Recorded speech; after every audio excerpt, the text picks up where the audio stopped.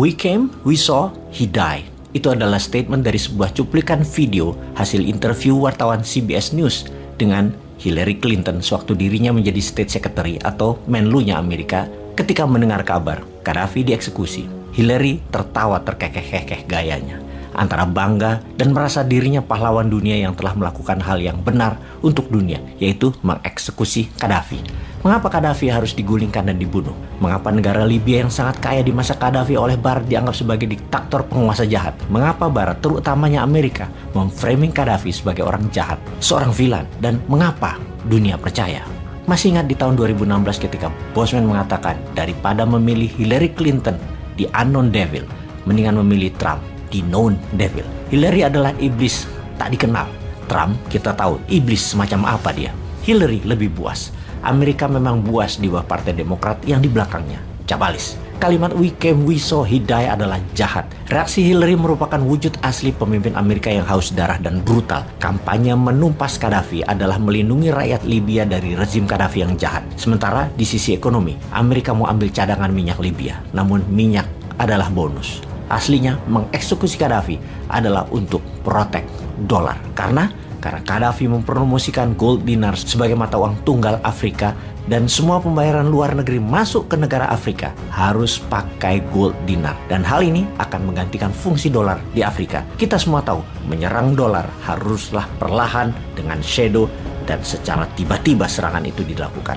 Kalau terbuka, kalian akan jadi target. Kita semua tahu bahwa dolar adalah sebuah keharusan untuk menjadi tulang punggung mata uang dunia karena berkurangnya penggunaan dolar akan otomatis membuat Amerika lumpuh. Merubuhkan Amerika itu gampang. Stop pakai dolar. Collapse dalam seketika Amerika itu. Hingga 7 tahun yang lalu, 90% transaksi dunia menggunakan dolar. 60% cadangan devisa negara dunia menyimpan dalam dolar. Dan 55% hutang dunia adalah kepada dolar. Namun saat ini dunia mulai berubah. Hanya 80%-an transaksi dunia memakai dolar.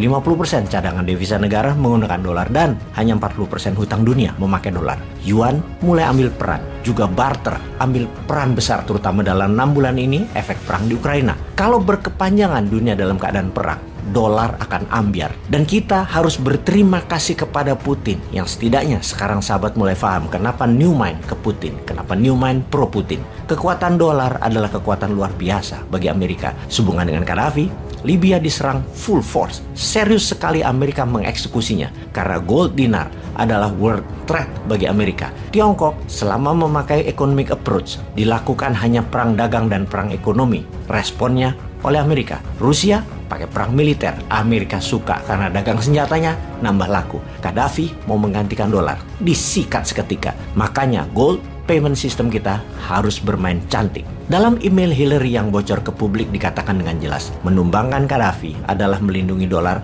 dan membuat kekuatan single currency Afrika tidak boleh terjadi. Karena independensi currency Afrika terputus dari dolar akan membuat Afrika tidak berhutang dan membuat Afrika bebas. Afrika harus terus berhutang dan bergantung pada dolar karena kekayaan alam Afrika untuk Amerika dan Barat. Kampanye Gaddafi menyatukan mata uang gold dinar sebagai single currency Afrika dan kampanye menyatukan kekuatan negara muslim dengan gold membuat Amerika kebakaran jenggot kala itu. Kampanye penting yang membuat Amerika murka adalah cadangan devisa negara harus emas, bukan dolar. Cadangan devisanya adalah berapa banyak emasnya, bukan berapa banyak dolarnya. Kita tahu dolar itu dicetak bank sentral yang sesungguhnya independen, bukan negara. Jadi negara berhutang pada bank note. Harusnya kekuatan negara ya emas, bukan di banknote dolar. Usaha Amerika menjadikan dolar sebagai mata uang dunia adalah ketika di Bretton Woods Conference di New Hampshire yang menciptakan sistem keuangan dunia dengan IMF dan World Bank-nya. 44 negara setuju bahwa US dollar adalah mata uang dunia. Dan sejak 50 tahun yang lalu itu, sistem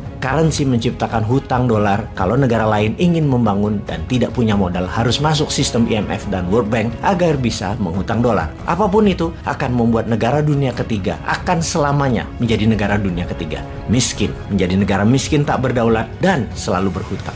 Memang janjinya di Bretton Woods Conference adalah dolar akan selalu diterbitkan berdasarkan emas. Lalu seluruh mata uang dunia ke dolar. Namun suatu hari pada puncaknya, dolar tidak bisa menepati janjinya. Cadangan emasnya habis, kebutuhan dolar meningkat terus, yaitu di tahun 70-an. Lalu Amerika menggunakan strategi lain, yaitu menerbitkan dolar dengan minyak bumi yang disebut dengan petrodolar, yang ternyata rapuh dolarnya karena harga minyak bumi bisa liar bergerak dan produksinya ada batasnya. Dolar pun tidak tahan, tidak memiliki lagi underlying. Puncaknya di tahun 1971, dolar melepas jaminan emas dan petrol, menjadikan dolar diterbitkan berdasarkan proyek dan hutang proyek. Dolar diprint berdasarkan hutang dunia. Sejak saat itu, dolar diprint at will, maunya berdasarkan keputusan politik, bukan murni berdasarkan kebutuhan ekonomi. Kembali ke Afrika. Di tahun 2009, Gaddafi diangkat sebagai Ketua African Union, Pakta Negara-Negara Afrika. Gaddafi yang curiga Afrika akan disadamkan di tahun 2003 sudah menyiapkan rencana besar.